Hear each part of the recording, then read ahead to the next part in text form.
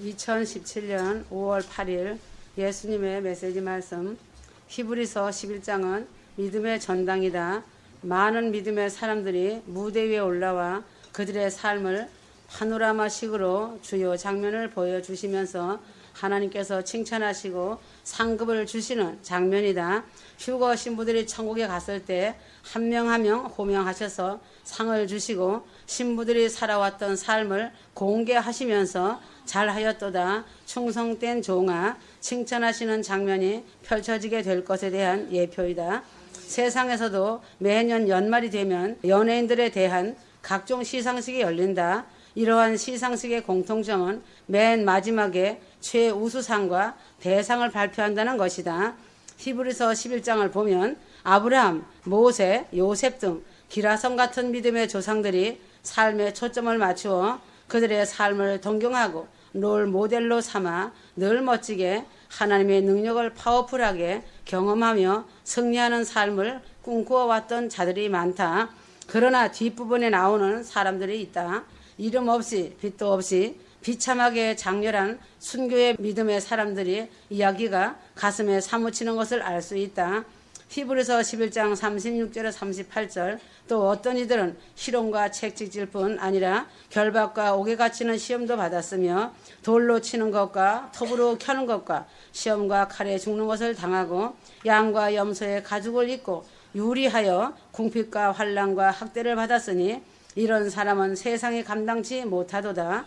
저희가 광야와 산중과 암혈과 토굴에 유리하였노라. 믿음의 전당 맨 마지막에 호명하여 부르고 계신 수많은 순교자들을 하나님께서는 믿음을 끝까지 지키기 위해 무고한 피를 한없이 많이 흘렸던 그 안타깝고 보배로운 피를 소중히 마음속에 간직하고 계셨던 것이다. 이름만 들어도 만천하가 다하는 유명한 이름들을 먼저 호명하신 후 하나님 마음속에 깊이 간직되어 있는 이름 없는 성도들의 이야기를 맨 마지막에 꺼내시는 아버지의 아픈 마음이 셨다는 것이다. 목이 메어 말을 잊지 못하시는 주님의 가슴 저며오는 눈물이셨다는 것이다. 지금 이 순간에도 끊임없이 죽어가는 북한 지하교회 성도들과 수용소에서 갇혀서 고된 노역 속에서 풀잎과 풀뿌리로 연명하다가 죽어가는 그들을 보시고 한탄하신다고 하셨다. 중동에서 믿음 때문에 비참하게 순교당하는 성도들을 보시면서 주님은 가슴에 비수를 꼽는 아픔이라고 하신다. 그러므로 어딘가에서 알지 못하는 곳에서도 남모를 혹독한 고난과 핍박 속에서 신실하게 믿음을 이어가고 있는 성도들의 삶이 파도처럼 몰려오는 아픈 마음이신지라 눈물 마를 날이 없으시다고 하셨다. 그러므로 훗날 천국에 갔을 때 하나님께서 자신들의 작은 인생을 담은 비디오를 하루 스크린에 틀어주시면서 제가 걸어온 인생의 삶을 한 편의 파노라마로 편집하셔서 보여주신다고 하셨다.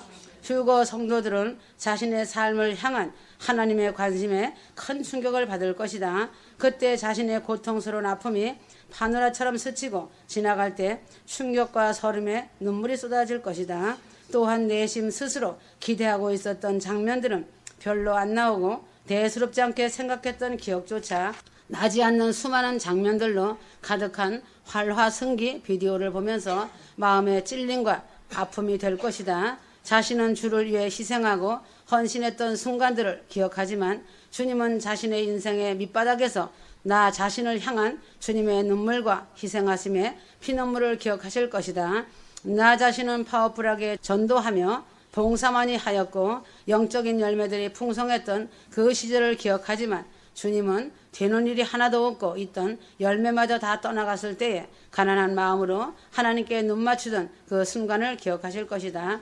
나 자신은 믿음으로 순종했을 때 주님의 축복이 넘치도록 부어지던 그때 성전가를 부르는 용사의 모습을 기억하지만 주님은 그런 것들이 없어도 오직 주님 한 분만으로 만족하며 주님을 향한 사랑을 고백하며 겸손한 마음으로 걸어왔던 사랑스러운 신부의 모습을 기억하실 것이다. 주님의 관심과 자신의 관심이 어찌 그래 다른지 사람은 생각지 못할 것이다. 그래서 사람의 생각과 하나님의 생각은 다르다고 하신 것이다.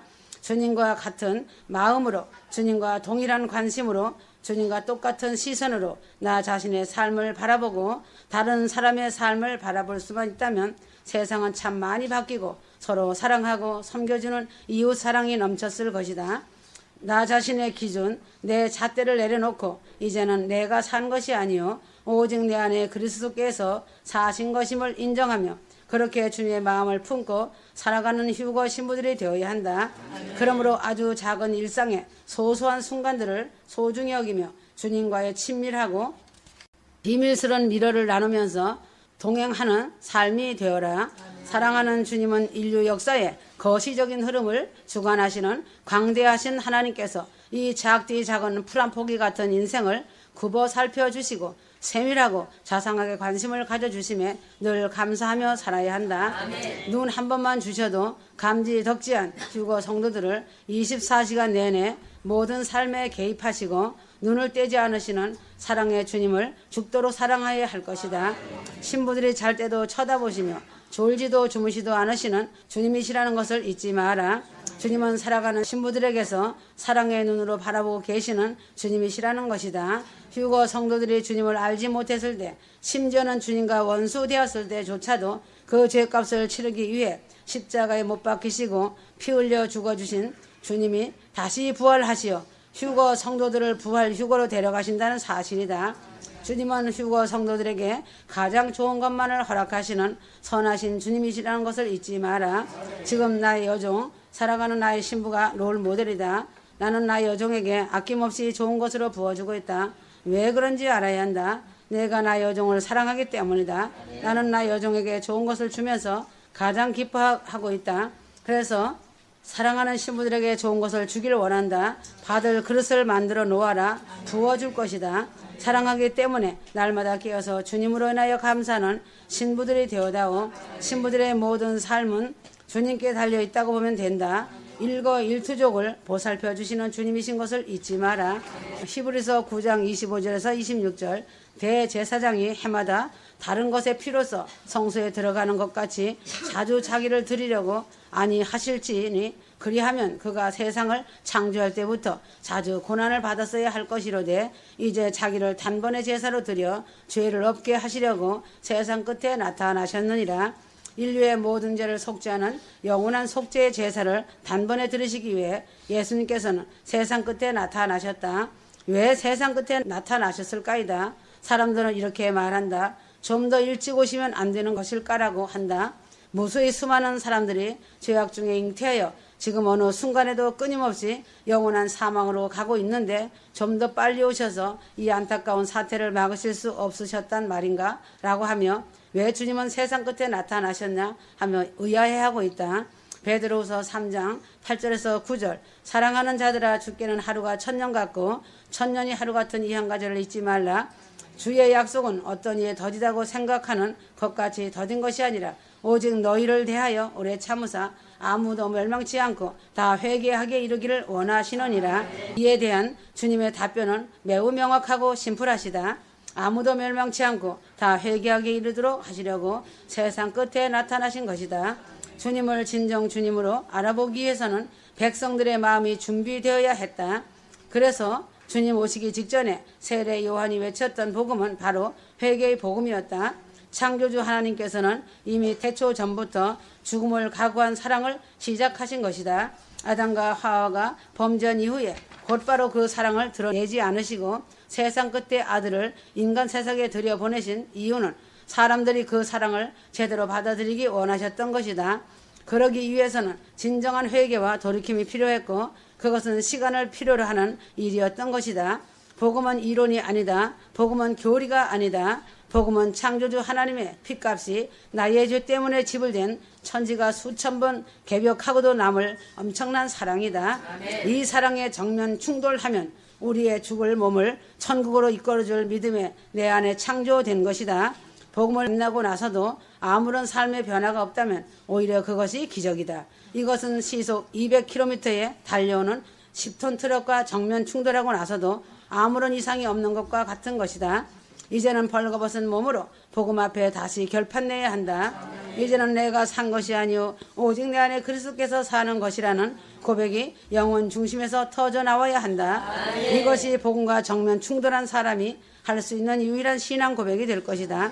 나의 지난 신앙 여정을 되돌아볼 때 신앙생활 끝자락에 갈라디아 2장 20절 정면 충돌하여 참된 회개와 믿음의 고백을 하신 주님께 감사할 따름이다. 한 개인의 삶에 있어서도 예수님은 인생 끝자락에 당신의 사랑을 나타내심으로 진정한 회개와 돌이킴이 가능하도록 하셨던 것처럼 인류의 거시적인 역사 속에서도 전 인류의 회개와 돌이킴을 위해 마지막 때 세상 끝에 나타나셔서 십자가와 부활의 복음을 드러내셨다. 이제 인류의 역사는 어제까지 없었던 가장 어둡고 캄캄한 흑암 속으로 침몰해 갈 것이다. 하지만 그럴수록 주님의 사랑은 더욱 뚜렷하고 선명하게 돋는 햇볕처럼 떠올라 확실한 광명으로 온 세상을 비출 것이다. 끝까지 포기하지 않으시고 모든 사람이 구원을 받으며 진리를 아는 데 이르기를 원하시는 하나님의 사랑은 클라이막스를 향해 달려가고 있다. 고린도 후서 6장 2절 가라사대 내가 은혜 베풀 때 너를 듣고 구원의 날에 너를 도왔다 하셨으니 보라 지금은 은혜 받을 만한 때요 보라 지금은 구원의 날이로다. 휴거 성도들은 하나님의 택하심과 예정이 있다는 것을 알아야 한다. 사도행정 13장 48절 이방인들이 듣고 기뻐하여 하나님의 말씀은 찬송하며 영생을 주시기로 작정된 자는 다 믿더라. 이 말씀이 핵심 포인트이다. 하나님의 택하심과 예정이라는 은혜, 가득한 소중한 진리를 수호하기 원한다. 하나님의 택하심과 예정은 믿는 자들에게 주시는 은혜의 포인트이다. 택하심의 전제는 디모데전서 2장 4절 하나님은 모든 사람이 구원을 받으며 진리를 하는 데 이르기를 원하시느니라. 하나님께서 택하실 때에 기본 밑바탕에 깔려 있는 것은 모든 사람이 구원을 받기 원하신다는 하나님의 마음이다. 하나님께서는 단 한 사람도 지옥에 가기를 원치 않으신다. 그렇기 때문에 사람을 따로 정해놓고 그 사람은 아무리 믿으려고 애쓰고 노력해도 절대 구원 못 받을 수 없도록 가두어 놓으신 그런 잔인한 하나님이 아니시다. 출애굽 당시 바로 왕과 또 가룟 유다에 대해 알아야 한다. 그 사람들은 진노의 그릇으로 택함받아 아무리 노력해도 구원 못 받을 운명이었던 것이 아니냐고 따져 묻는다. 그러나 그렇지 않다. 하나님께서는 10가지 재앙을 통하여 바로 왕에게 회개의 기회를 주셨다. 그러나 바로가 끝까지 회개치 않고 고집 부려서 택함받지 못한 것이었다. 또한 자신을 팔아넘길 가룟 유다의 발을 씻기시고 또 6월절 만찬 때 동일하게 떡을 떼어주시고 포도주를 따라 주시면서 그에게 기회를 주셨다. 돈에 대한 욕심 때문에 그는 이러한 구원회에 초대를 거절하고 예수님을 운전 30이라는 헐값에 팔아넘긴 것이다. 진실로 하나님은 모든 사람이 구원받기를 원하시며 모든 사람들을 택하시길 원하신다. 택하심의 근거에 대하여 알아야 한다. 누구든지 주의 이름을 부르는 자는 구원을 얻으리라. 로마서 10장 13절 하나님께서 우리를 택하여 구원하실 때에 아무런 근거 없이 택하시지 않으신다.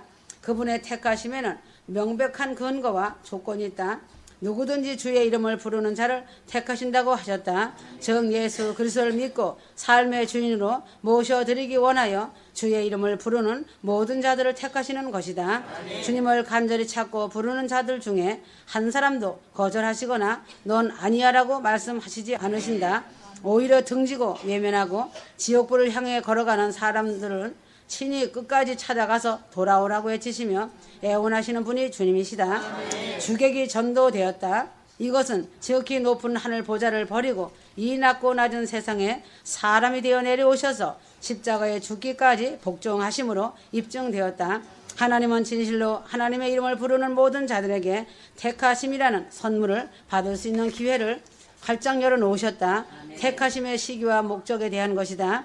에베소서 1장 4절에서 6절 그 창세 전에 그리스도 안에서 우리를 택하사 우리로 사랑 안에서 그 앞에 거룩하고 흠이 없게 하시려고 그 기쁘신 뜻대로 우리를 예정하사 예수 그리스도로 말미암아 자기의 아들들이 되게 하셨으니 이는 그의 사랑하시는 자 안에서 우리에게 거저 주시는 바 그의 은혜의 영광을 찬미하게 하려는 것이다. 아멘. 하나님께서 휴거 성도들을 택하신 시점이 창세 전이었다는 사실이 참으로 은혜롭다는 사실이다. 만약 하나님의 택하심의 시점이 내 자신의 인생 다 살고 나서 마지막 인생 끝에 택하시는 거라면 그것은 저주이다. 왜냐하면 자신이 살아온 인생을 불꽃 같은 눈으로 다 점검하시고 택함 받을 자였는지 평가한 후 택하시겠다는 이야기가 되기 때문이다. 주님은 내가 죄악 가운데 출생하여 죄악 가운데 뒹굴며 죄악 덩어리로 살아가던 그 소망 없는 과거를 묻지 않으시겠다고 선언하셨다. 그래서 창세전에 이미 나를 택하사 나를 사랑하기로 작정하신 것이다. 이것이 바로 얼룩진 성도들의 과거를 초월한 하나님의 기가 막힌 지혜요 완전한 사랑인 것이다. 이렇게 성도들을 예정하사 예수 그리스도를 믿는 믿음으로 휴거 성도로 삼아주신 이유는 그분의 사랑 안에 영원히 거하며 거저주신 주님의 은혜에 영광을 세세토록 찬양하고 감사하며 살도록 하시기 위함이다. 택하심에 대한 휴거 성도의 태도에 대하여 알아야 한다. 베드로 후서 1장 10절 그러므로 형제들아 더욱 힘써 너희의 부르심과 택하심을 굳게 하라. 너희가 이것을 행한즉 언제든지 실족지 아니하리라. 이제 모든 것이 밝혀졌다. 하나님의 택하심은 불리한 것이 아니었다. 하나님의 택하심은 나 자신을 향한 휴거 성도들을 향한 선물이며 완전한 사랑이었다는 것이 명백하게 드러났다는 것이다. 그러기에 사도 바울은 형제들에게 도전하였다. 부르심과 택하심을 굳게 하라고, 절대로 놓치지 말라고, 택하심의 말씀 붙잡고 날마다 감사하며 기뻐하라고 하였다. 주님의 택하심 안에서 즐거이 순종하며 살아가라고 하면서 언제든지 실족하지 않을 것이라고 격려하였다.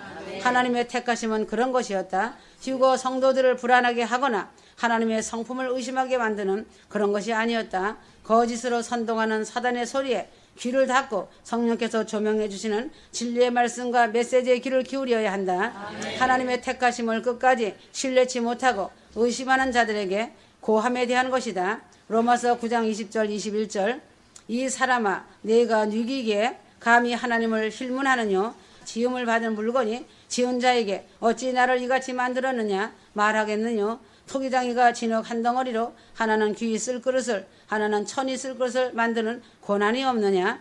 그래도 하나님의 택하심을 믿지 못하고 그 안에서 불안해하고 염려하는 사람들에게 사도 바울은 일침을 가하였다. 내가 너희기에 감히 하나님과 싸우려고 하느냐. 지음받은 물건이 창조주 하나님께 어찌 이같이 만들었냐고 따질 수 있느뇨. 토기장이가 진흙 한 덩어리로 그분이 쓰실 그릇들을 임으로 만드는 것에 대해 누가 대적할 수 있느냐이다. 그러므로 휴거 성도들은 사랑하는 주님 앞에 창세전부터 나라는 자신을 알고 계셨고 자신을 택해 주신 주님을 사랑하며 찬양해야 한다. 아멘. 이 진리가 너무나 깊고 신비로워서 사람의 머리로는 상상을 할 수 없고 헤아릴 수 없고 알 수도 없다. 다만 주님께서 자신을 너무나 사랑하신다는 사실이다. 자신을 택해 주셨다는 이 진리가 이토록 가슴에 사무치는 주님의 사랑이었다는 것을 깨닫는 자가 되어야 감사가 넘친다. 사단 마귀는 온갖 속임과 거짓으로 주님의 사랑을 왜곡시키지만 손바닥으로 하늘을 가릴 수는 없는 것이다. 휴거 성도들은 바울이 그렇게 애타게 부활의 복음을 전한 것을 알아야 한다.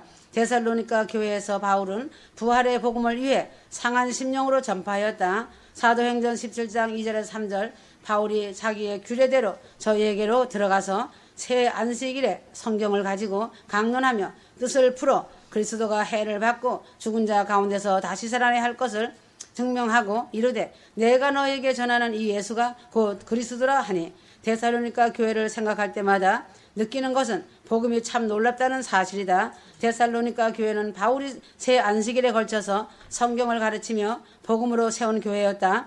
삶을 함께 할 수 있는 시간이 많지 않았던 교회, 유대인들의 시기와 핍박으로 인해 3주간 복음을 전하고 바로 떠나야 했던 교회가 바로 데살로니가 교회였다. 이토록 짧은 기간 동안에 데살로니가 교회가 세워진 것은 정말 기적이 아닐 수 없었다.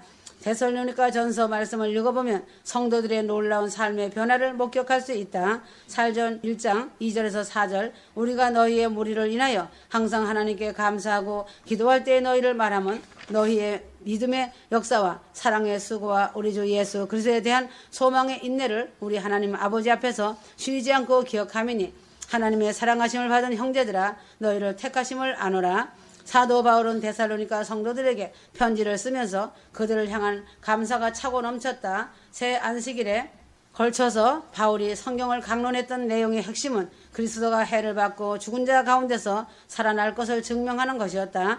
그래서 예수께서 그리스도요 메시아였다는 사실을 확실하게 증거하는 것이었다. 이 복음이 열매를 맺어 이미 성도들은 믿음의 역사와 부활과 사랑의 수고와 십자가의 소망의 인내와 재림 휴거가 차고 넘치는 삶을 살고 있었다. 바울이 말씀 강론을 마치고 데살로니가를 떠나야만 했을 때에 무척 아쉬워하였다. 하지만 전한 복음의 말씀께 성도들을 맡기고 떠났다. 이 복음이 데살로니가 성도들을 양육했고 능히 든든히 세워주셨기에 그 짧은 시간 동안 데살로니가 성도들이 우상을 버리고 사시고 참되신 하나님을 섬기며 부활하신 주님께서 장차 하늘로부터 강림하실 것을 기다리고 있다는 믿음의 소문이 도처에 퍼지게 되었던 것이다. 살전 1장이다. 바울은 분명 세 안식일에 걸쳐서 각각 한 주씩 십자가와 부활과 재림의 복음을 전하였다.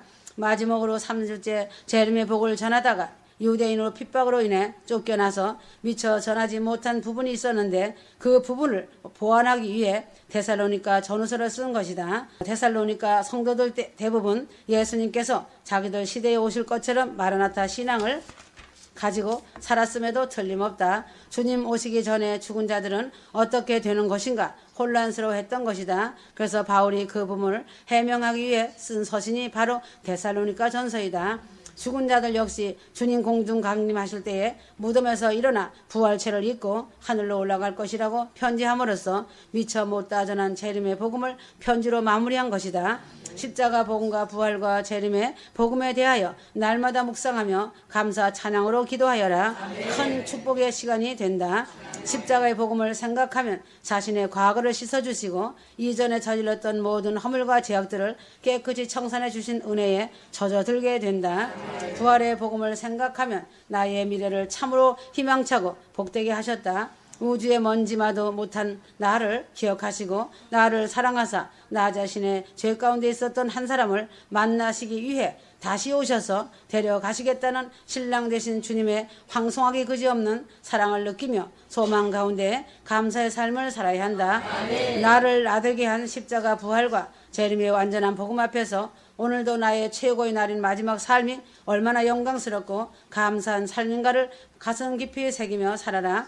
십자가 사랑과 부활의 능력과 공중휴거 재림 소망으로 물든 삶이 되기를 간절히 원하고 원하노라. 휴거 복음의 은혜로 항상 충만한 삶을 살아가야 한다. 오늘이라는 시간 안에 충성하는 삶이 되어라. 휴거는 환난 전이라는 것을 명심하고 북한의 악함을 보며 갈 시간이 매우 임박한 것을 알면 된다. 어느 순간 그 영광의 날이 올 것이다. 사랑하노라. 아멘.